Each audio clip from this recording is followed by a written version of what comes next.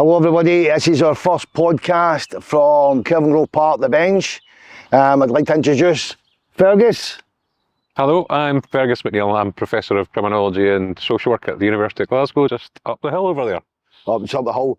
It's a place I used to see as a kid all the time myself, Fergus, when I was sitting here.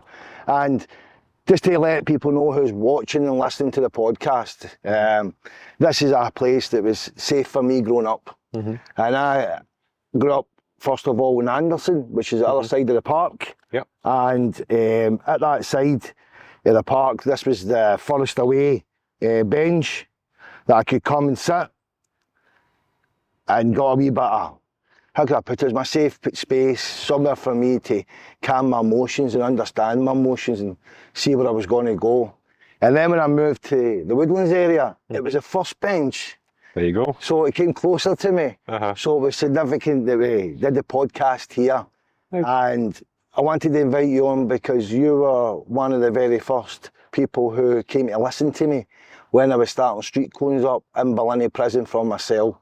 And it was a positive relationship. And basically I respect, because I think it was, I asked someone at the time to send me in some academic work, and Desistance was one of the papers they sent in, and that's why I contacted you. Yep. So I wanted you to be one of the first on a podcast, mate. I can still remember coming to see you all those years ago. I can't remember how many years, but let's not count. No, let's not count. Let's that gives away too much time. Yeah. No, and I remember it was the very first time a prison officer had ever called me Mr. Young and made both us a cup of tea and biscuits. And I think at that time it was, I contacted you and told you I'd done custard cream research. Yeah. Was sitting in my cell with a packet of biscuits, listening to guys, and it was all the same issues, same problems, same challenges that came up. Yeah. You see, I've moved on to Gucci biscuit research. Gucci biscuit research? But let's not talk about it. They must be hot. It must be double dippers then. They must be hobnobs. Absolutely. Top quality. Well, we mentioned the guitar, which I was hoping you were going to bring today. If I was to ask you, is there any songs that you remember when you were growing up as a child that mean something to they bring back Do you know what? I'm going to be totally self-promoting here, and I'm going to tell you about a song of mine. Brilliant. Which is on the CD I've recently released. And what's that CD called? It's called Johnny Blues Well, and the song's called Johnny Blues Well. And the reason that it's relevant here is that it's the first song that I wrote in a Vox Liminis workshop. It was in Castle Huntly about 10 years ago. It was one of the first songs I've ever written. I wrote it with Alison Urie's help. Alison's at Vox. She and I co-founded it back in the day. And the workshop was a big workshop, lots of people thinking about re-entry. That was the theme. Like, what is it to come home when you've been away for one reason or another? And I don't know why, but the memory that the conversations with the guys and everybody else triggered for me was the memory of running away from home and running back. And the story in the song, if I tell you the story, you're not going to have to listen to it, but hey. You're not going to listen to it. So basically in the song, my best friend, who I'm going to the St Mirren game with tonight, incidentally, my best friend at the time, John, and I were both the youngest kids in our family, and periodically we would get really irritated by what we perceived to be our mistreatment by our siblings or our parents, and we would conspire to run away together and live a life free of meanness. And this became a habit.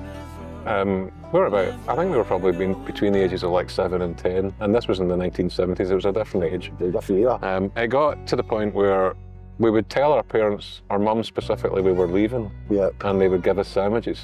Oh, fab.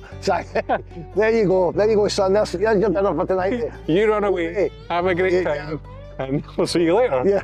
And we would go, like, firmly believing that this was goodbye. That was all. And then we would go to Johnny Blues Well. Johnny Blues Well is a landmark just outside Glasgow, Barhead, where I grew up. And the story, the legend of Johnny Blues Well is that it's a place, a well, where a guy called Johnny Blue would come on his way home from the Neilston dye works to his house in Barhead. He would wash off the blue dye. I love that story because it just, to me, that's a place of destigmatization. place where we cleanse ourselves. Total. So there's a sort of poetic aspect to that. Anyway, we ran away to Johnny Blue's Well. That was usually the first stop where we would sit down and eat our sandwiches and think about our next steps. And obviously, by the time we'd got there, we've cooled down. We've got a bit frightened because we're kids and we already feel a bit of a long way from home. And we're sort of running out of resources and momentum. And then in the song, this is really spoiling it, I get bitten by a clegg, true story. Nasty clegg bite. And I'm like, I want my mum. I want my mum. So the pair of us run home. Ran home. That's it. That's the story. But what is the story about is why sometimes it's really difficult to belong. Even with the people that love you most. And why it's difficult to stay away from them when you need them most. So it kind of sums up some of what we've been talking about, at least. And it's a children's song. It's a song about a childhood experience of the struggles of belonging and the meaning of home. And then definitely I'm going to listen, but I'm going to include a link on a podcast of that song, It's available on all mainstreaming sites. It's available on mainstream. That's even perfect. Brilliant. And I remember when I contacted you and you'd explained to me that youth justice, you know, I know you, adult justice system, youth justice system, two different. Yeah, when I was back in the 90s, I was a social worker and I did a bit of both in those days. And actually, when I started out up at the uni teaching people how to be social workers in and around the justice system, I also did a fair bit of both at that time. And probably as late as 2010, I was still interested in and active in the youth justice side. But really since then, the last 15 years, I've focused more on the adult criminal justice system and specifically sort of rehabilitation and reintegration issues linked to desistance research. So I'm still interested, and I have children of my own, so I care about these issues. Totally. Although they're also old enough to be in the adult system now. Thankfully, they're not yet. But I still care about it, and I'm still interested, but I wouldn't call myself an expert on youth justice these days. No, but I think I would credit to say that you've got insight, mate. You've got insight and understanding of the system itself. You'll know at the end. I know at the end. And you sent me forward to a book that you recently, Desistance in Children, Reflections from Theory, Research and Practice. Right? And there was one sentence that really stuck out to me, was that the frameworks, methods, talking about desistance is for adults, and to transfer that model to children. How does that work? It's not straightforward. So basically, that's an interesting book that's just been produced. I think the lead editor's Alexandra Wisgall, who's down in England, Cambridge maybe, don't quote me on that. But she and others have done a lot of interesting work on this in recent years, and there's a kind of argument that desistance research can't really apply to children, and it shouldn't, because when young people are still in processes of development, our central focus shouldn't be on their offending. And to the extent that desistance research is centrally concerned with offending, it's not a perfect fit for the wider and more holistic pursuit of youth justice and also young people's well-being and development. And I agree with that, but what I also say in the foreword is that actually a lot of the early desistance research was about children and young people.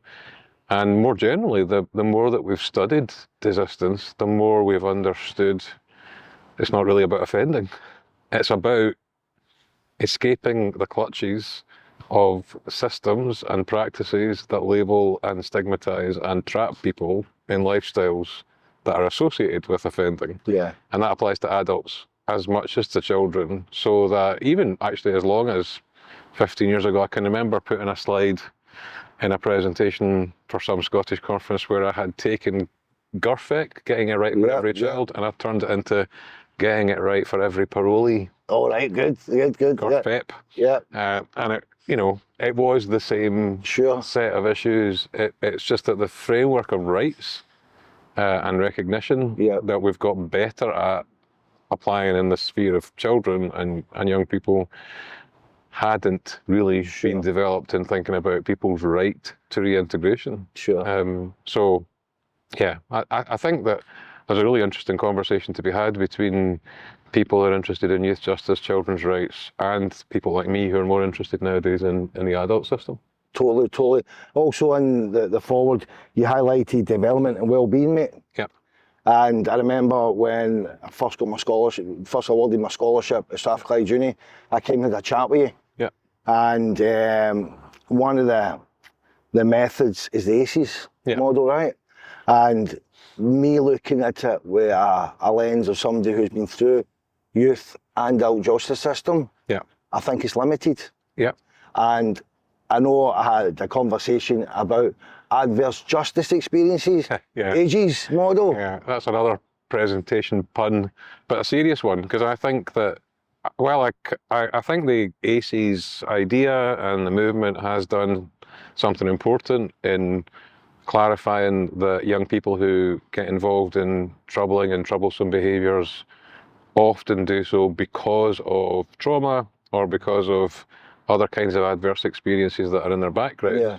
But I think particularly the scoring mechanism associated with ACEs tends to kind of treat them as things that happen to individuals that you can tick and treat as if they're almost individual attributes. Yep. That's not what they are. Sure. To me, they're evidence of systemic, structural injustices and forms of violence that we need to think about collectively. So the pun with ages is that actually we should think really long and hard about the adverse justice experiences that we create when we criminalise anyone. Sure. Children, adults, anyone.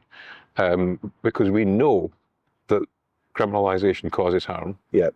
That it affects or can affect maturation adversely, that it can inhibit life prospects and life chances, that it can alienate and marginalise people, that it can disrupt good relationships, that it can foment problematic relationships, that it can destroy the last vestige of a healthy self-concept and replace it with something negative, and essentially that a lot of what we do in the justice system gets in the way of the thing which I think is ultimately most important. And this is actually in the most recent article I've published on desistance with Marguerite Schinkel, and it's belonging. The thing that ultimately secures people in desistance, but also is critical to their well-being, to their life prospects, to their health, is achieving belonging, by which I'm referring to acceptance among a community of people that you can sort of travel with in life, broadly speaking. And the more that we criminalise and stigmatise people, the more that we deny them belonging. We make them people who don't fit with us. They belong over there. Out there. Whether that's, we see it all the time with migrants, asylum seekers, benefits claimants, people in the criminal justice system. It's us and them. And the more that we cast people off as them and elevate ourselves and our privilege as us, the more we are creating a divided, unequal, unfair society, which is a generator of lots of different kinds of violence. Do you think the UNCRC is capable? I think it's important as a framework, and I think recognition of UNCRC in Scotland is the right thing. And it has symbolic value. That's not insignificant. That's not to diminish its material or real possibilities, but the symbolic thing matters. And the reason I think it matters is that it sets a tone that says we need to respect and recognise children as people of dignity and worth and potential. And we need to accept our responsibility as adults and as society to create positive opportunities for people to fulfil their potential, children and young people specifically. Now that, to me, is exactly right. I think it also applies to adults at any age until they drop dead. But it's particularly important for children and young people for reasons which are pretty obvious. So I think that to me creates a kind of virtuous circle. The more that we offer recognition and respect, the more that we create opportunity. Yeah. The more that we do things in a dialogue with people where they have a say in the direction of their life, Sure. the more we're creating a climate and conditions in which they can thrive and we can all live peacefully together. Conversely, the more that we perpetuate these different kinds of violence, and maybe I should say what I mean by that, it's not just violence between people, Yeah. like you would see in a boxing match. It's symbolic violence that comes when people are stigmatized and when we fail to recognize their potential or worth, and also when we fail to recognize and see them as themselves, Yeah. as they see themselves. There's systemic violence, which is the violence that we do through state systems and bureaucracies, also sometimes called state violence. And then there's structural violence, which is the violence that comes from inequality. That's the violence, to give you a concrete example, which explains why men my age in Shettleston can expect to die pretty soon. Yeah. And men my age in Bearsden can expect another good 20 or more years. Yeah. That's structural violence. Sure. It's fatal Yeah. to some people and not others. So all of those violences, to me, are rooted in failures of recognition and failures of respect. Signing up to UNCRC won't solve that, No. but it's a step in the right direction, an important step, and one that I support. No, and I totally understand what you're saying there. When I look at it in depth, you know, I look at the drafting process in the 80s, when there was East and West divide, the Berlin Wall was still up then, and how you had to, when you're doing the framework, the structure of it, you've got to please everybody, all different cultures and values, and that itself, I believe, dilutes it. It's super complicated to provide recognition and respect for people who are different from yourself, but that's the test. Yeah, it's easy. It is. It's easy if you're offering respect to people that you already like and see yourself in. Yeah. You only know it means something when it comes at a price. Sure. So I mean I think diversity is to be celebrated for all sorts of reasons. It massively enriches our lives and our country, including the lives of our children. So we need a kind of a positive way of embracing that in all its aspects. It's not just about not being discriminatory. It's about recognizing the value that difference brings to every person, every community, every organization. So, I mean, that to me, figuring out how to practice respect and recognition is an absolutely key challenge, and I don't underestimate its complexity. Yeah, no, I get that, and one thing also it doesn't protect is internet. Is technology. Well, exactly that. I was thinking about that a lot this week because of tragic events in Southport, but even before that, I was thinking about the phrase the attention economy. So this kind of way in which social media sort of rewires us to be constantly fed things that will grab our attention for 7 minutes. I was noticing it this week. This is a slight aside, but relevant. I was noticing it in reading transfer news in the Daily Record, and noticed how many of the headlines are false to draw you in. Right, so they construct the headline very carefully to mislead you into believing that, to give you a concrete example, Rio Hatate has left Celtic. He hasn't yet at the time of recording, but the headline makes I'm not a Celtic fan, it makes the Celtic fan click and say, what? Totally. Oh, no, that's not the story. It doesn't matter. It's gossip. They've already got you. And totally. social media works that way, meaning the more that you're shocked, the more that you're outraged, the more you click. And that is so destructive. And the feeding of our baser instincts, whether it's anger, fear, disgust, excitement, titillation, whatever it is, the feeding of our baser instincts by that dynamic, or through that dynamic, is troubling. And I can get what you were saying there, because what happened this week, the events, what I was reading was there was quite a lot of fake news, fake information, if you want to call it that.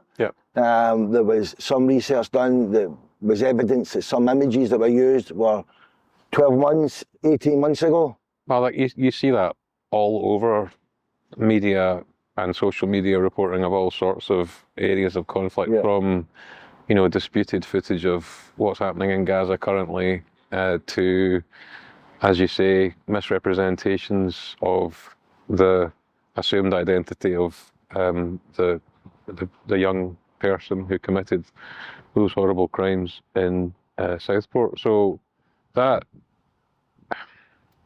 misinformation that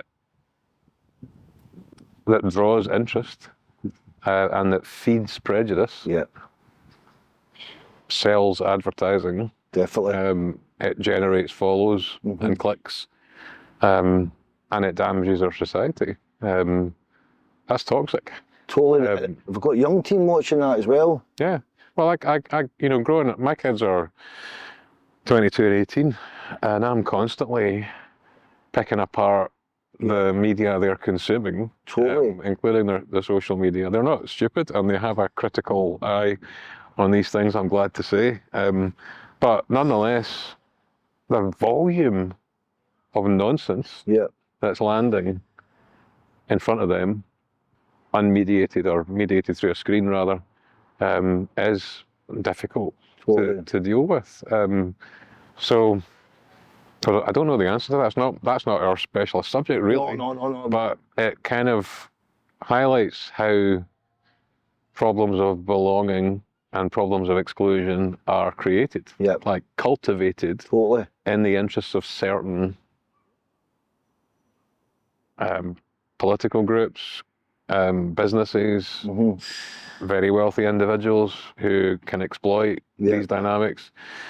And we need to get a grip of that. We have to, in terms of regulation, and we need to kind of stop trusting the market to provide the sorts of disciplines that will be good for society. That's a big political. That's a bigger conversation. It's interesting because for me chatting, listening to the kids just now, it's that instant online, you know, instant belonging, instant likes, people like me, but it's also instant hatred as well. You know, so it's got a flip side to it as well. That's true, and I think that the fact that we can now experience belonging in a sort of digital and dispersed way globally is both a blessing and a curse.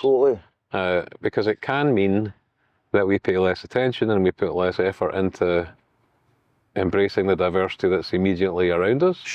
Because it's easier just to hang out in the echo chamber with all the people who think like us and who feed us the stuff that we want to hear. And that applies to liberal progressives just as it applies to fascists. And you know, so I'm not casting stones. I also some of the time inhabit an echo chamber and have to think about that and step out of it and question myself, question my sources like a good academic. But yeah, it's frightening, especially when so much of it is driven by commercial interests that really aren't at all concerned with their social responsibilities. And for me, starting my studies and along a big part of my life after I came out of prison has been telling people or explaining to people the jungle that I lived in. And now I'm in a different jungle with academics, researchers, and I read and listen to what they've got to say. Some of the stuff I agree, I can understand it. Other stuff I don't agree with. Right?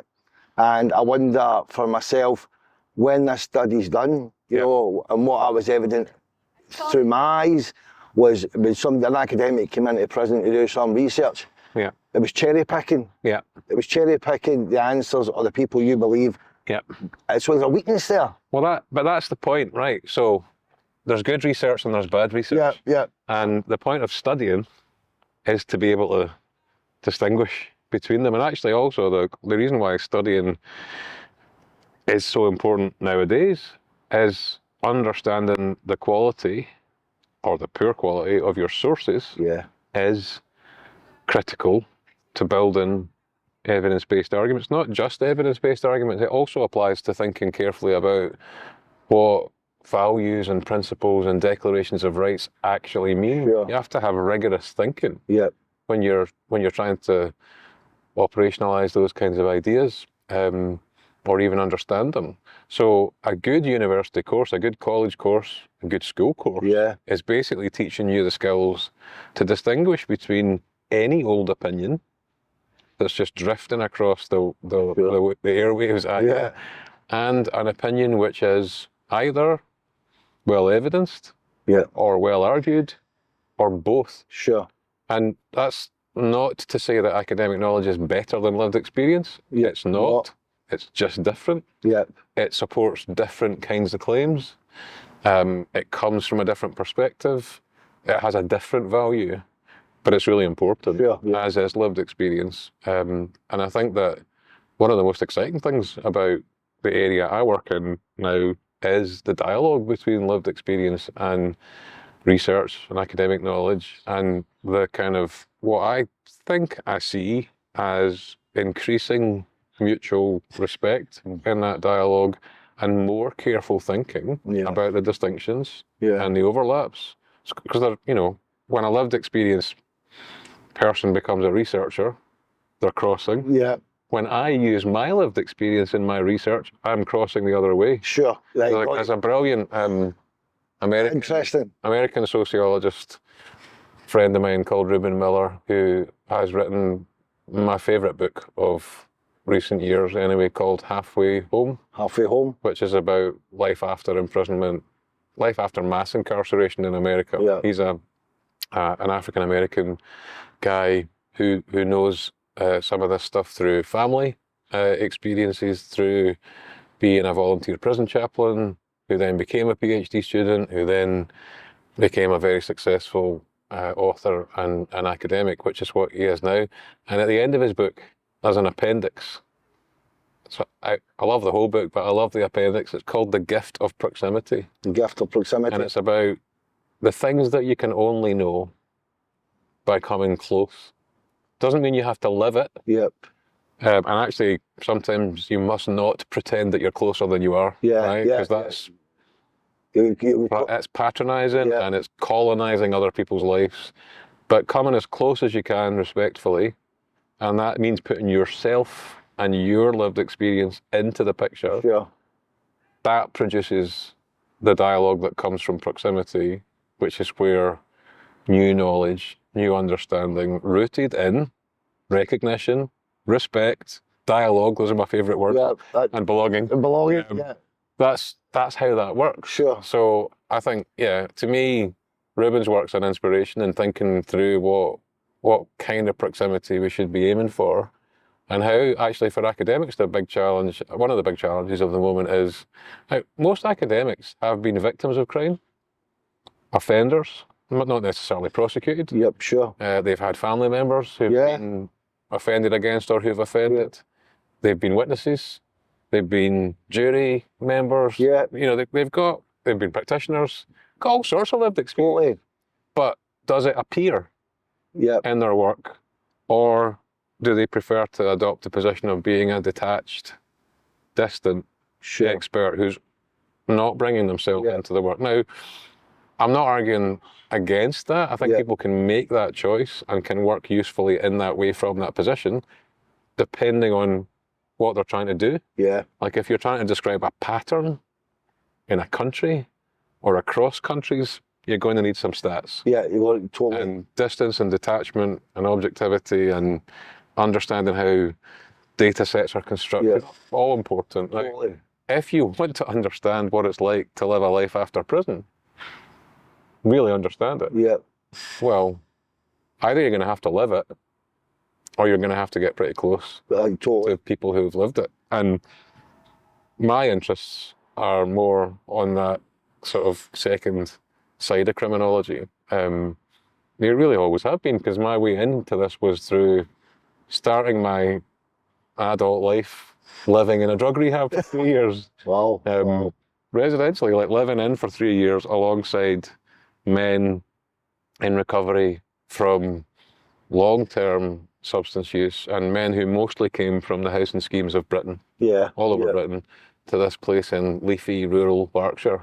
And I got dropped in there straight off a philosophy and history degree from this venerable institution and told to get on with it. Get on with it, yeah. And, you know, that was 3 years that was at least as valuable as the 4 years I'd spent before here. But it meant I was literally cheek by jowl. My bedroom was in the residential block with all the guys. And my full daily life for 3 years was with them. I ate with them. I slept next door to them. I socialised with them. I played sport with them. Played guitar with them. Which you play well. Which you play well. It's kind of you to mention that. I forgot to bring it. Yeah. So yeah, that's where I started, and then I kind of went into social work to try and get a better understanding of how to be better at supporting people. Ironically, when I trained as a social worker, they tried to knock the lived experience out of me and make me more detached. Yeah. That was the fashion then. Yeah. And it took me a good few years to work my way back into valuing the 3 years in the drug rehab and mixing it with my professional experience as a criminal justice social worker in the 90s and then later with my research. So it's always been about proximity for me, although what that means and what it's cost has changed over the years. So sometimes, you know, when I talk about cost, I'm talking about people that were friends that left the rehab and died of overdoses. I'm talking about people on my caseload that I lost when I was a social worker. I'm talking about people that I've lost in my current membership of the community of Vox Liminis, where we do the creative practice. Amazing organisation. I think so. But, you know, that's the kind of diverse and complicated community that I was talking about. Sure. We don't all think the same. We don't have the same politics. We don't have the same backgrounds. We don't all play guitar as well as each other. We don't all sing as well. But that's an asset, right? Because everybody brings what they've got and puts it at the disposal of everybody else. That's the way it works when it works. It's what you're bringing at the party. Exactly. And everybody's got something to bring. It's good that it's not the same thing. Exactly. Otherwise, that would be pretty dull. A boring party. Exactly. A boring party. Exactly. Especially if it was a party full of middle-aged white men who play guitar moderately well. I mean, can you imagine? I've been to that party. What you were saying there about family, you know, the UNCRC, it protects the family, you know, and I think that highlights the importance of family and the importance of trying to keep that family unit together. Yeah, I mean, I think that's massively important. We know for people in prison, people caught up in criminal justice, it's often, not always, the most important thing for them. And also one of the most profound ways in which they suffer the consequences of criminalisation and penalisation. And it's not just the punished person who's doing that suffering, obviously. Sure. It's the family too. There's a bit in a paper we wrote from the recent Distant Voices research project on reintegration, where we're talking about how when you reintegrate after prison, you're not just reintegrating in space and in relationships, you're also time traveling. Yeah. And the reason is that prison has desynchronized your life from life outside. Totally. You're not thinking, working, communicating, sleeping, eating, living at the same times and at the same pace as the family that you left behind. So a lot of people, when they come out, experience this kind of sense that they cannot get in sync and they can't belong in time alongside the people that they love. And for some people that's so painful that it's linked to post-prison suicide. Yeah. For other people, it's a phase, Yeah. and you work your way through it, and eventually it clicks, and you kind of find your way back into the same time zone. But it's not easy. It's slow. It's hard, and it's painful. And you don't get back the years You never get them back. that you've lost, the experiences that you've missed, and everything that we in families build by living together. Yeah. So, I mean, I'm not one for eulogizing families as a panacea or seeing them as always good. Like, obviously, families are places of violence and abuse too. Yeah. And you can't neglect the need to consider that and to think critically about families. And also, I don't know about you in CRC, but contemporary sociologists of the family talk about elective affinity, which means who you choose as your family. Yep. Not your biological family or the family that you grew up with, but the people that you consider to be your kith and kin now. Yep, totally. And maybe that's stretching UNCRC to its breaking point, probably, but I think it's important to think about that and to understand it, especially for young people, for example, whose gender identity or sexuality leads to, or isn't understood or isn't accepted by family. They'll find family somewhere else. Oh, of course. Where those identities are accepted and embraced, and that's not my experience, but I think that's probably because they don't have a choice.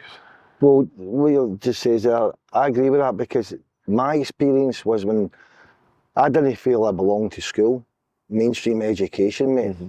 So I found other lost souls who were in the same position as myself, and we came together naturally like a magnet, you know, and we became a group. Yeah. A group. And some would call that a gang. A gang. No doubt. A gang. But that's probably a clan and a gang. Yeah. You know, but that was my sense of belonging. Yeah. That was people who accepted me for who I was. And for who you saw yourself as. And who I saw myself as at that time. And that was a lot to do with school. You're stupid. Yeah. That class is for you. Yeah. You don't belong in this class. Yeah. You belong along there today. Yeah. That's the start. That's his crumbs. That's you belong in a segregation unit. Yeah. I heard that as well. What did we call that in my school? There was a name for it. I think it was called the unit in my school. It was a special class. Where the term in Barhead High School in the 1980s was worse than that. I can't remember the exact words, but it was clearly labelled the place where the problem kids went. Yeah. The box. That was the starter for me, mate. Yeah. That was the starter for me. What a surprise that kids that were placed there acted out. Yeah. And I get to that. Teachers in their days, you're a class of 32, 31, whatever numbers, and you've got to manage all their personalities and behaviours and educate and teach for the best interest of that child, right? Yeah. Which we know now that doesn't work. Well, my wife's a primary school teacher, and we have these conversations very often, and she's been doing that job longer than I've been doing mine, like since early 20s. And I'm 57 and she's about the same age. 57. So a long time. I'm 56, sorry. You tell Thursday. I did a year there. Anyway, she's a complete believer in inclusion in the classroom, but she's also, as you say, a teacher responsible for all the children in the classroom. And what she says, which I accept and believe, is that you can't do inclusion on the cheap. No, you can't. You can't just make it the responsibility of a classroom teacher, throw all of the complexity of the diversity of that group into the room and expect inclusion to happen. Yeah. That's magical thinking. Totally. You need to actually make inclusion possible by attending to people's differences. Yeah. And therefore their different needs. That's how you deal with disability discrimination. That's how you make education accessible to people who are neurodivergent. That's how you allow kids to flourish who aren't conforming to some narrow, typical norm. But you don't get that by chucking them in. No. You get that through careful, planned, resourced provision. Totally. And I think that sometimes we want to talk the talk of inclusion, but we don't want to pay the price. Nah. And ultimately, that's a question of taxation and redistribution and better spending. Yeah. Better spending.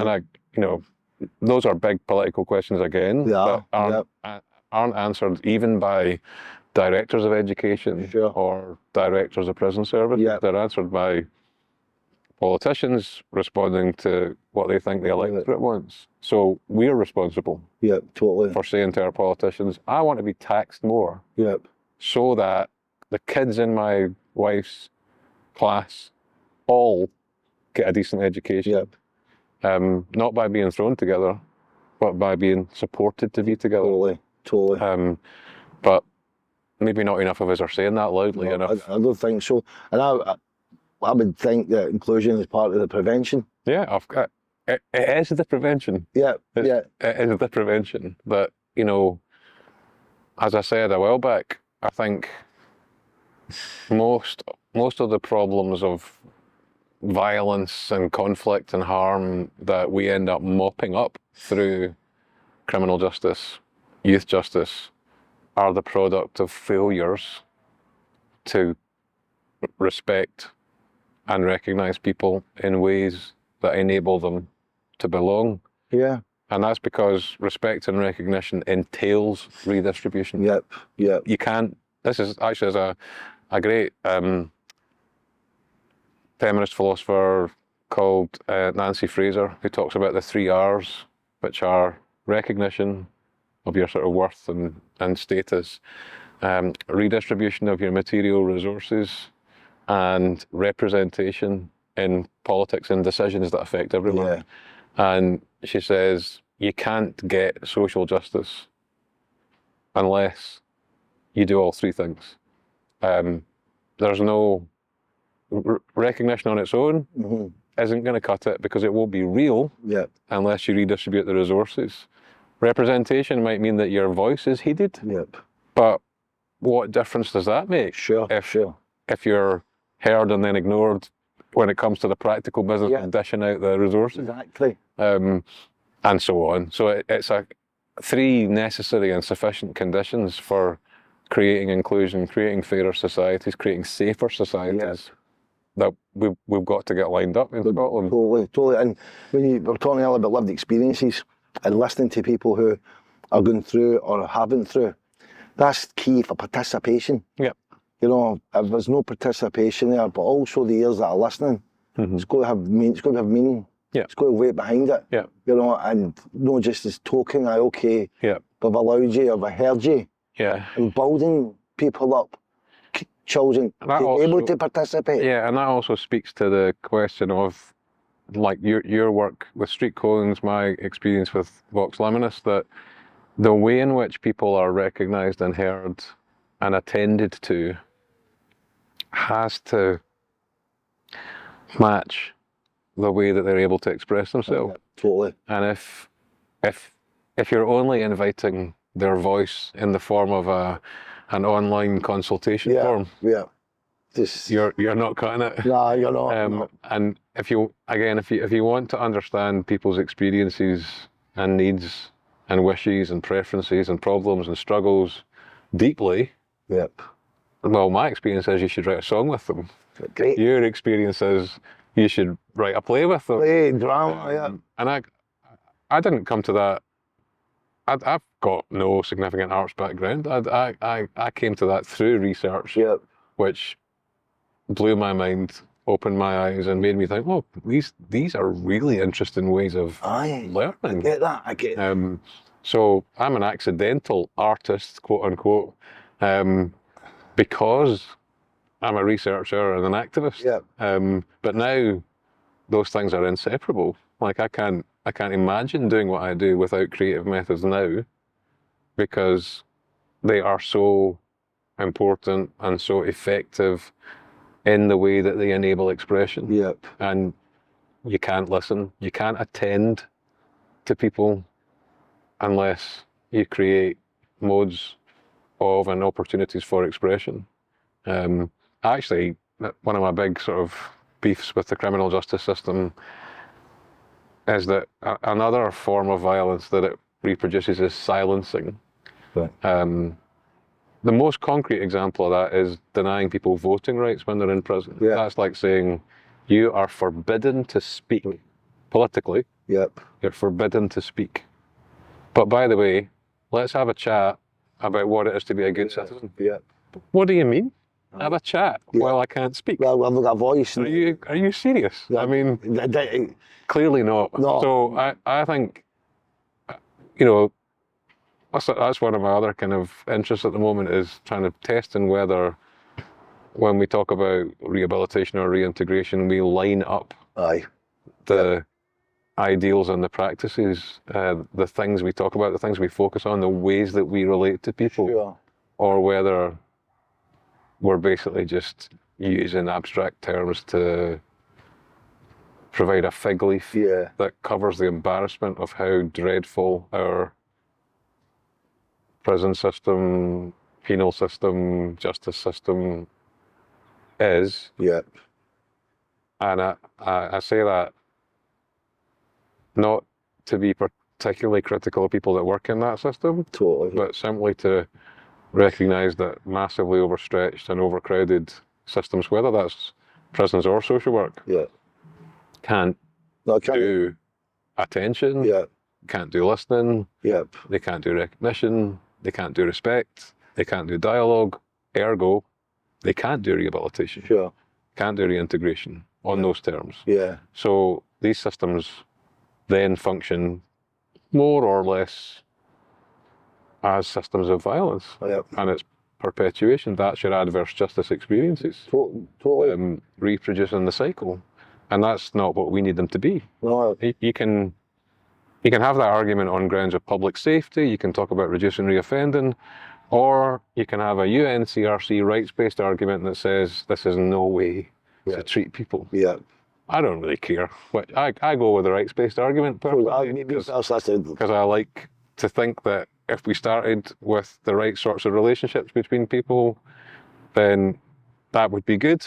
But if you're only interested in money and spending public resources well, that will also lead you to the same conclusion if you scrutinise the evidence. So go for it.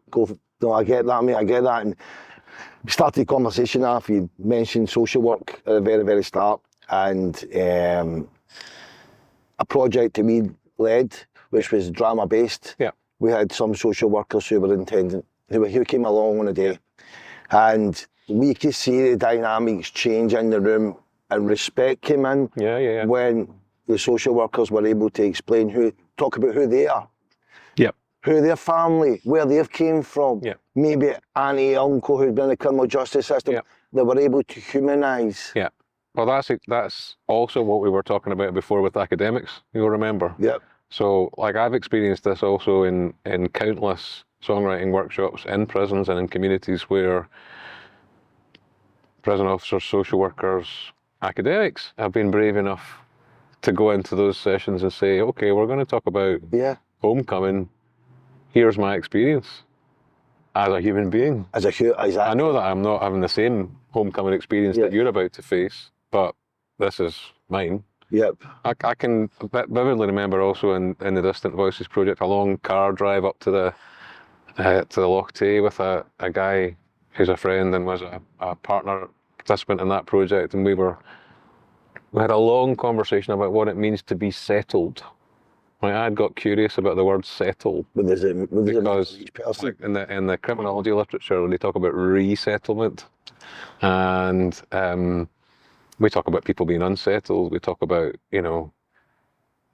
settled status for migrants and asylum seekers, But we also talk about the settlement of debts, and we talk about settling as a problem, like settling for the wrong relationship, settling with the wrong person, all those things. Yeah. So I got really curious about this word, and I started talking to John about it at length on this car journey, and it was the most fascinating conversation where we just talked about where he had felt settled in his life and where I had felt settled in mine, and where we'd both felt unsettled. Yeah. And we just compared notes.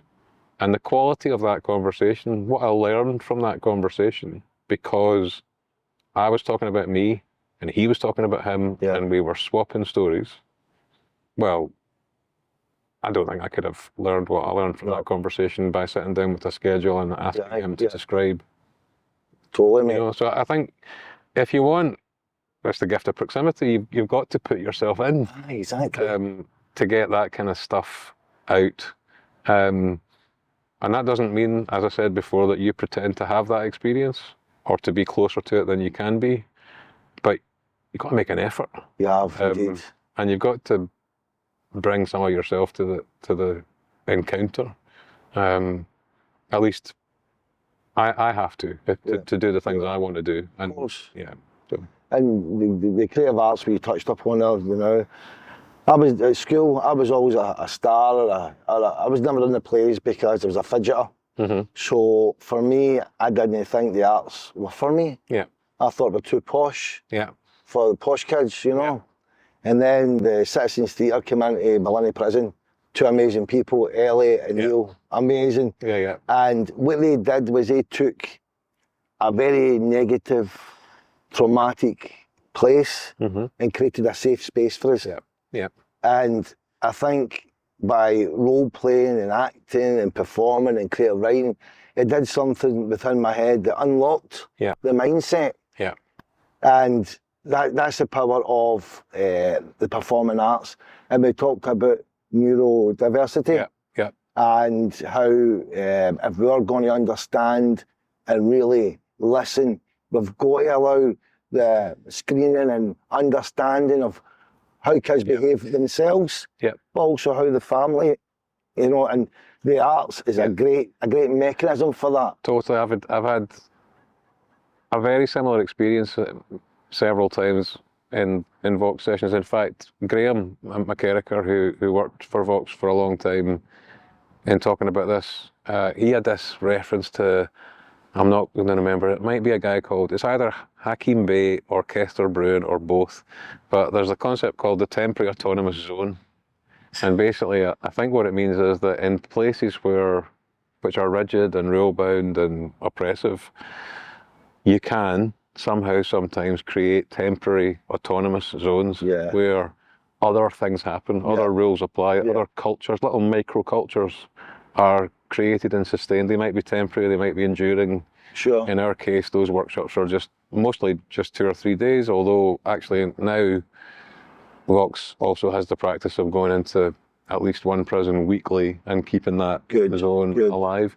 So those are places where the usual rules are suspended and where the atmosphere is different. Yeah. And where the encounters are different and where the possibilities are different. Sure. And where people will take risks. Yeah. Positive risks of vulnerability and openness and sharing and admitting that they're struggling, basically taking off the mask and allowing people to see the face behind it. The true person. And that's not straightforward, actually. That has to be managed very carefully because it's not always safe to do that. And prisons are dangerous places to be vulnerable. But on the other hand, if you can do it safely, what an absolute life-saving... Oh, it's turned my life around, mate. It turned my life around big time. Yeah. So, that's my experience too. And incidentally, it turned my life around too. Yeah. Like, I know that I'm not it's not a comparable journey, but I can say that my life's been transformed by taking part in arts workshops in prisons. Because I wouldn't be playing gigs and releasing music and enjoying an aspect of myself that I didn't know existed until then, if I hadn't taken the risk of vulnerability, put my academic gown, which I never wear, at the door and stopped being a professor. Just be Fergus. And just being a pretty average guitar player and singer who was a bit embarrassed about being asked to write some words and sing them, but who did it anyway, and progressively, repeatedly was changed. Changed internally and changed socially. So the people I regard as my elective affinity family are completely different people from 15 years ago, 10 years ago, before all that started. So my social world is different, my personal life, my inner life is different.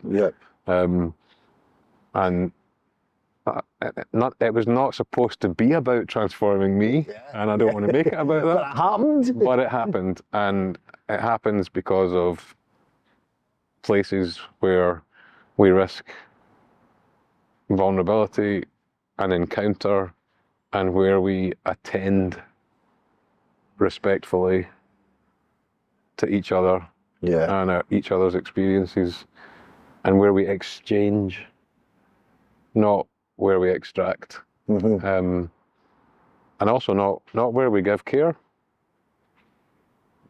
but where we exchange it. Right. So that getting to understand how those dynamics change things and create different possibilities and transform everybody involved has been like the big lesson of the last 10 years for me. Does Vox plan doing these similar workshops in places or for children to allow them to participate? Is it only adults? No, Vox has worked with, historically over the years, it's worked with children affected by familial imprisonment. That project was called Kin, and it ran for a good few years with teenagers and young adults. And it also has a project called In Tune, where basically we go in alongside family visits and do music making where the parent in prison, parent outside, or a carer outside, and the kid can all make music together. And then there's other things planned. So ongoing plans. There's also been work in schools around sort of awareness raising and so on. So the Vox has definitely engaged with children and young people, and still is doing so. Because music, it's like the dinner table. It's like a campfire. Music brings people together. And for example, I can hear the drums. I can hear drums existing in the ball in the football park. But I was lucky enough to go and hear Future Islands, who were playing in the Barrowland just the other night. And Kelvingrove Park, there's a lot of antisocial behaviour. Or there's been a lot of publicity on antisocial behaviour. And on my way to the bandstand, which isn't accessible to everybody, I could see some of the young teams sitting behind me with their car out, like I done when I was younger, right? And I'm thinking to myself, surely because the park's a common good asset, so to make it accessible to everyone, should they have a safe zone where the kids can go, watch a big screen, listen to the music, be themselves, and not be criminalised for their behaviour, and have it kind of, how can I put it, designed for children. Children help with that design. What do you think of that? I mean, I think that kind of corresponds with the principles that we just rehearsed, right? That's recognising children and young people as they are, as they see themselves, paying attention to what they value, listening to their voices, moving resources in ways which support their safe self-expression. So I mean, to me that sounds like a sensible idea. Obviously, it would have to be well managed to make sure that it didn't become a place of potential risk and danger, but rather a place of safe enjoyment. And that's tricky. That's not easy. No, I get that. Because what one person views as enjoyable, another thinks of as risky. So there's not an easy way of defining or shaping such a space, but you're onto something when you say that it's no one person's job to do that. No. Like, the point is, let's have a dialogue about Discussion. about what that should be. Yeah. And let's see if we can come to a position where we can agree on something which might not be perfect in everyone's eyes. It'll probably not be perfect in anyone's eyes, but it'll be better than what we currently have. Yeah, what's there. And it might also develop once we give it a chance. So yeah, I think the same principles apply. So I'd say give it a go. It's worth giving it a go. It's worth trying anyway. And for myself, looking at as a student, I'm a student now, and I look at all the law and legislation that's there. And for me, I think there's too much. There's a lot of confusing stuff, a lot of outdated stuff. Oh yeah. And it's all there. Yeah. You know, so it's easy to get confused. And there's that many amendments, post-it notes at the bottom, you know, tweaking. So, you know, do we need to kind of reduce the amount of information? Do we need to make it easier? And also, do we have to write it that children can understand the law? Yeah, I think we should be very cautious about lawmaking in general. Like, we've got a tremendous track record of doing it badly. Yes, we have. And I'm thinking particularly about all the times I've engaged with the Scottish Parliament, which is only 20 odd years old, on the question of prisoner release. Yep. And how repeatedly they've got it wrong. And they've been told by people with lived experience, by people who study the system, they've been told. Yeah. And usually in the committee process, the politicians say, interesting, fair point. And then they get to the political part of the deliberation and they say, we'll pass the Act anyway because we agree with the principles of what it's trying to achieve. Yeah. Wow. Even although we've now been told that the actual law won't deliver those principles. So now we have a Cabinet Secretary for Justice who quite bravely, and certainly correctly in my view, is saying, actually, see if we went back to something that looks a bit like the 1993 Act, we'd be better off. Wow. And she's right. Just show you. In my view, it's not a perfect act, but it's an awful lot better than what replaced it. And that kind of piling up of bad legislation, bad experiments, mistakes, unintended consequences, because they didn't pass these laws to inflate the prison population and overcrowd the jails and prevent rehabilitation. That's not what they had in mind. But it was foreseen and predicted that that's what would happen. Yeah. It's happened. So now maybe pay a bit more attention, go back, simplify, clarify, and admit the mistake. You know, I think that's a positive thing at the moment in my field, to have a cabinet secretary who's prepared. I don't know if she's said it in those terms. We've invited her on.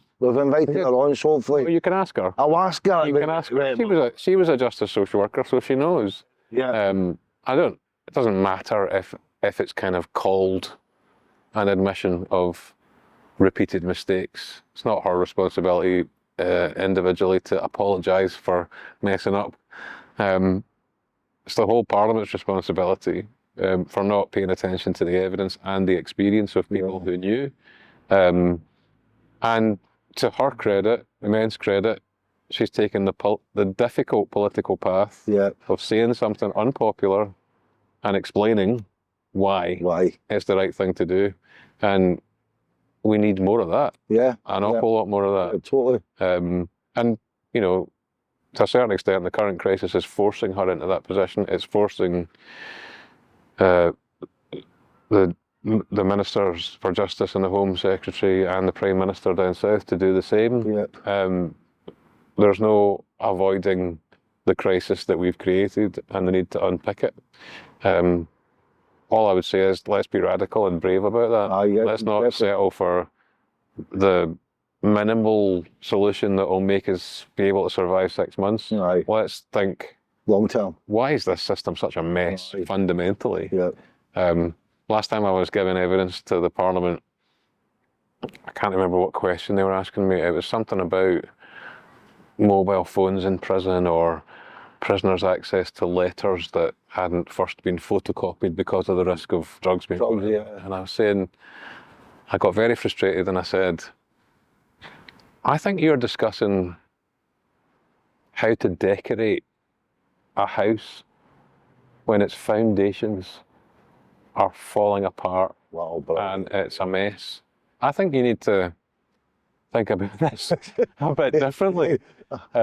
Sort the structure out of the house first, and then paint it. Yeah. So I think it's a decent metaphor and not an unfair characterisation of the Scottish penal system to say that you know, even fundamental things like having the idea that the best way to respond, the only real recognised way to say powerfully what you've done is wrong and seriously wrong, the only way to say that is to lock a person in a box. What? Come on. What incredible, how incredibly depressing that a 21st century country like Scotland cannot be more imaginative about communicating what's technically called censure in the literature. You know, basically just saying, no way, that's not standing. What you've done has really hurt somebody, and it can't pass, and it can't be repeated. So the only thing we can do about that is put you in a box. That's it. And we go back to the ages adverse justice experiences. And that can be from the investigation part. It can be from a discrimination. You know, if it's a child's behaviour has been seen as criminalised or antisocial. So it can be criminal justice, social justice, welfare justice. You know, if there's adversity. Well, let me give you this. This is my parting word, right? Because I think this is a good place to end, and also I've got to get to So in the Distant Voices project, at the end of it, after doing about 5 years on this question of how to build a life after punishment and the struggles of doing that, the way that I summed up what I'd learned was that the collaborative songwriting had brought me so much closer to how deeply messed up this whole thing is, right? So the way that I describe it is this: our criminal justice system is based on binaries, right? The logic is binary. And that's because it's an adversarial system. So you've got two sides and they're fighting it out. The theory is that the right will win out because of equality of arms is the doctrine. Like if you give both sides equal resources and they fight it out, then the facts or the truth, the legal truth, will prevail, and that's the way to do justice, right? And the problem is, life doesn't come in binaries. No. You are not an offender or a victim. Most people are both. You are not guilty or innocent.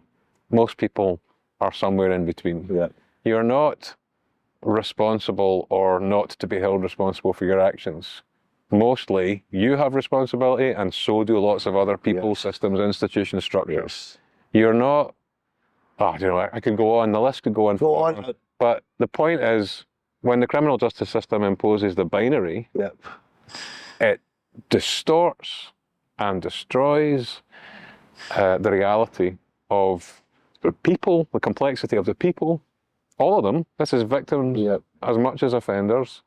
It destroys their complexity, simplifies them to nothing, and it also obscures, misrepresents, does no justice to the story of what happened. And that's why victims get so angry. And people who are also convicted, because the thing that they're convicted of often doesn't correspond to what they feel they've done or what they think they've done, and there's no real meaningful dialogue about that.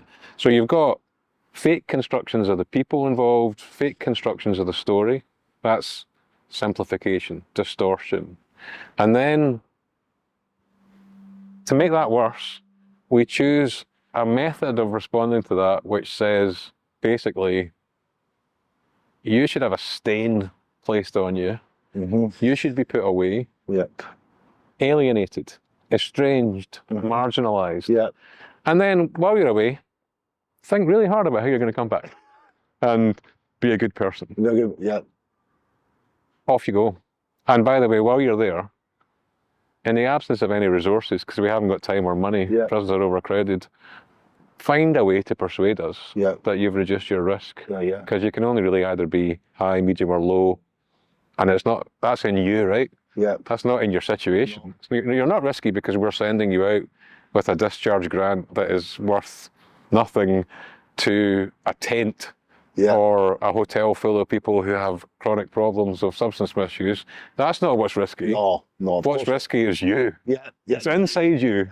So fix it, and then we'll consider your release. And by the way, when you're released, we'll put you under a license, and the license will mean there are certain jobs you probably can't do, lots of places you can't go, lots of people you can't spend time with.